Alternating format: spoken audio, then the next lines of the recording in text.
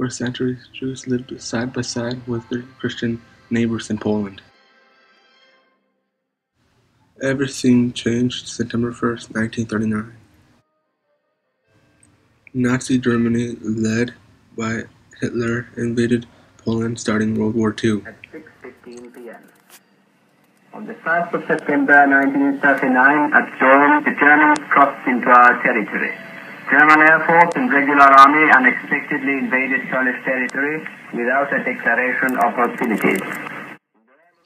The Nazis were trying to kill all the Jewish people in Europe, as well as communists, Czechs, Greeks, Gypsies, homosexuals, Jehovah's Witnesses, people with disabilities, Poles, resistance fighters, Russians, Serbs, socialists, Spanish Republicans, trade unionists, Ukrainians, Yugoslavians, and prisoners of war.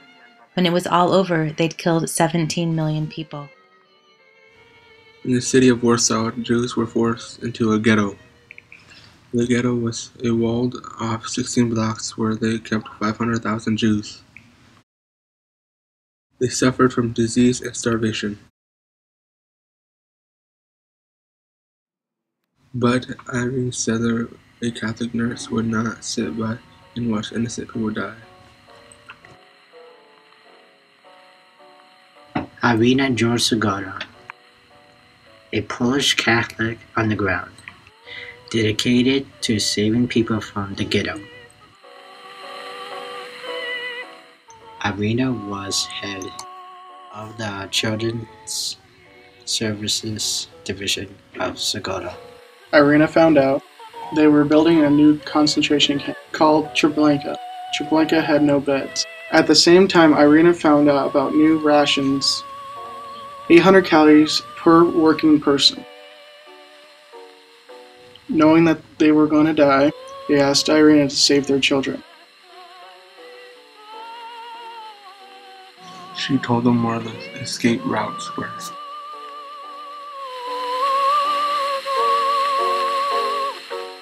When the Nazis ended the social worker program, she went to the ghetto as a nurse to give typhoid shots. While Irena gave shots, she spoke to the parents about rescuing the children.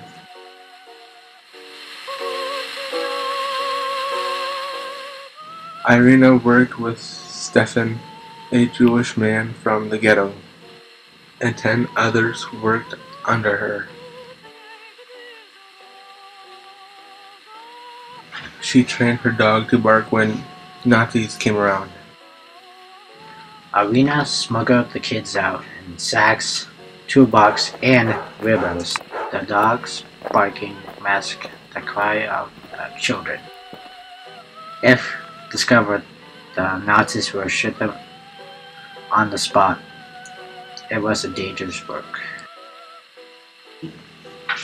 Once outside the ghetto, Irena would teach them how to act to get past the Nazis.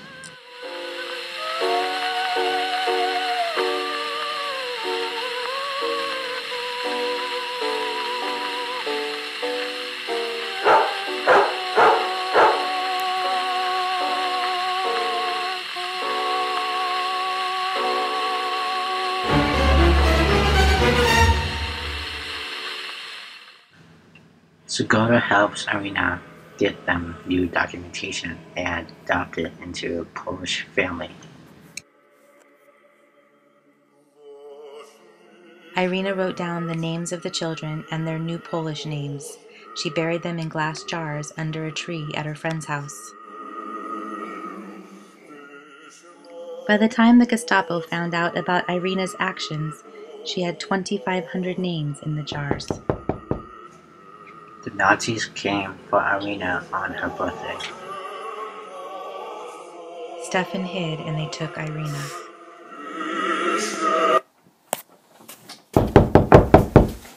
Miss Irena Sendler?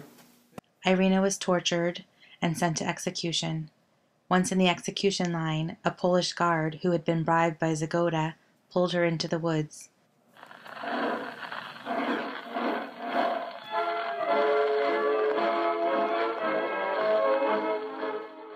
In 1999, high school students from Kansas worked on an assignment. They set out to prove the class motto, "He who changes one person, changes the world entire." The students found a small newspaper clipping that said she saved 2,500 children. They thought it was a typo. But when they investigated further, they found out that indeed her story was true. The students made a play about her life. It has had over 305 presentations.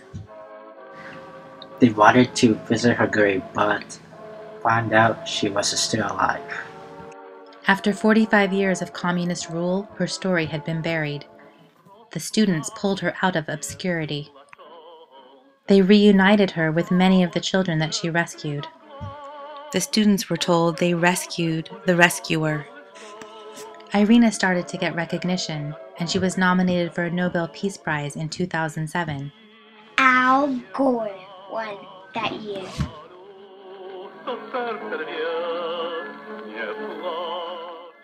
Irena refused to be called a hero. She said she still had pangs of conscience because she had done so little. Irena died in 2008. She was 98.